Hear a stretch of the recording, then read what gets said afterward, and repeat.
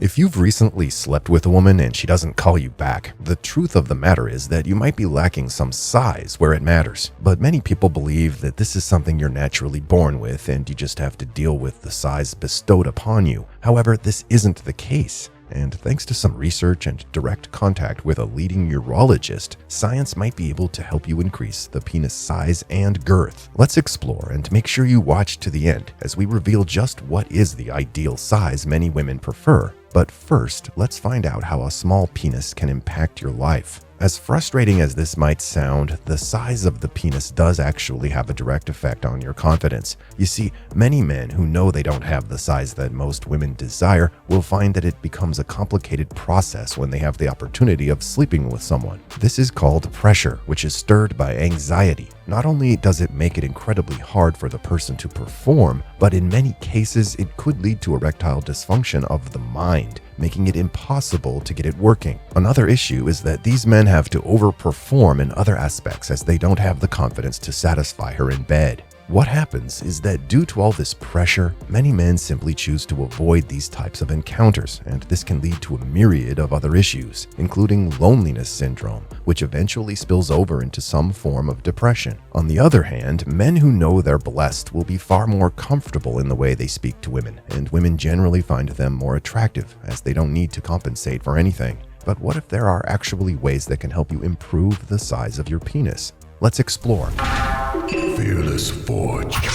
Number 1. Talk to your urologist. The first one isn't specifically a tip, but rather a precaution. Before you choose to do any of the tips that you're about to see, you have to check in with your urologist to ensure that they're willing to give you a checkup. The reason for this is that before you start any procedure, your doctor needs to make sure that you don't run the risk of any other issues that could go wrong. One example is men choosing Viagra or Cialis only to suffer from blood-related issues, as these can often lower blood pressure to dangerously low levels. So before you focus on increasing your penile length, schedule a visit with your doctor to make sure that you're healthy and don't have any underlying issue.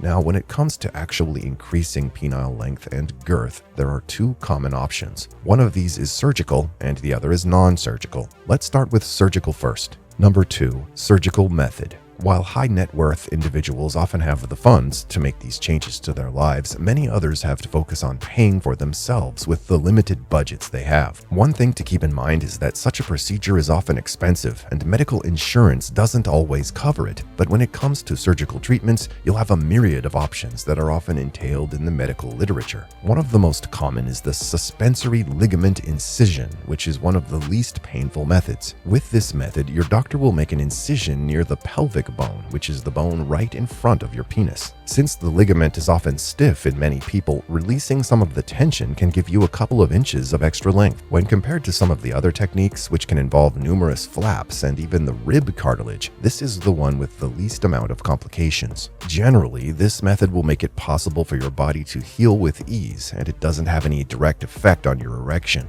The most common issue is that with the ligament now weakened, any possible injury could be exacerbated. For this reason, your doctor might recommend not having any sexual activities for a couple of weeks. According to the medical literature and specifically Dr. Rena Malik, a urologist herself, this is one of the best methods that you can discuss with your doctor. And after a couple of tests to ensure that the procedure can be done safely, you should notice that your goal has been achieved. Finally, it's important to make sure that you check up with your doctor frequently, as this will ensure that your body is adapting and that there are no possible infections. Should an infection arise through this method, it could lead to something as horrible as sepsis. Number 3, non-surgical methods. The non-surgical methods are often hit and miss, and it can be quite complicated for many people to fully get to grips with this method. Much like the surgical method, there are numerous ways in which you can approach this, and it's something you definitely need to discuss with your doctor. Yes, you'll need to go through different assessments and fill out a couple of questionnaires, but this is mostly a psychological assessment.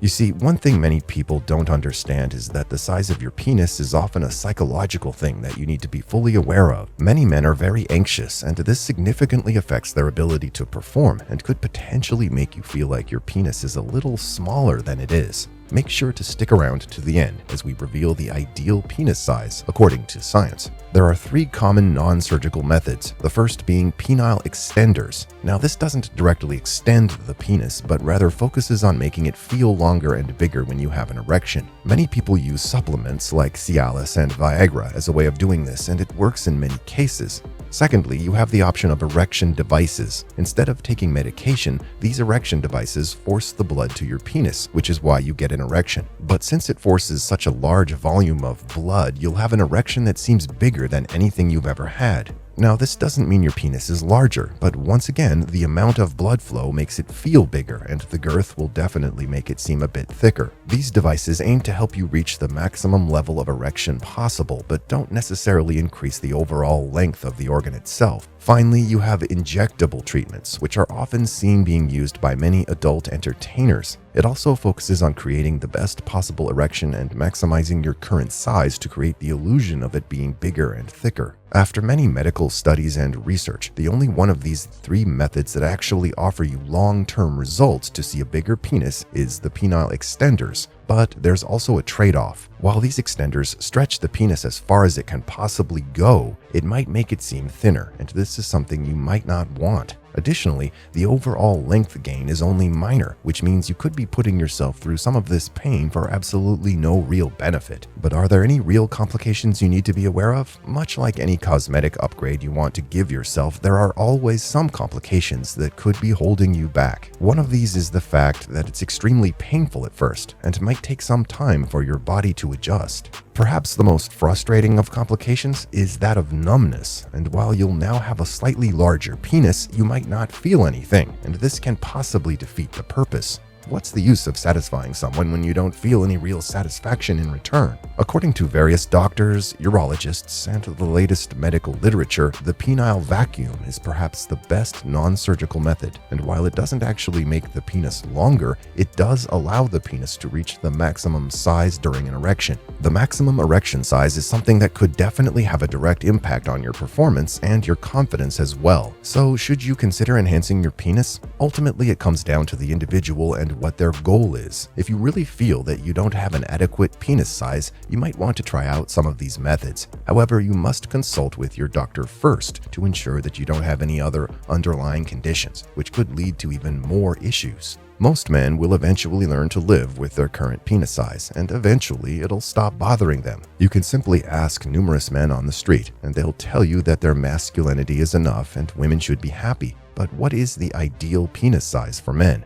After various studies and surveys, which included 50,000 heterosexual men, it was found that about 55% of men are unhappy when it comes to their penis size and shape. Of those men, 85% of their partners were actually fully satisfied with what their men brought to the table. So when we look at the actual data of what women prefer, an average penis size of about 5.2 inches or 13.3 centimeters is the Goldilocks zone, where the penis is neither too big nor too small for women to like. In terms of too short, many women think something that's smaller than 2.9 inches is too small, and this is often referred to as a micro penis. So enhancing your penis size is definitely a weapon you have in your arsenal, but it's not always needed and might just be your own psychological issues talking. If you want to see how men with normal penis sizes use their stoic power to get women, check out this video next.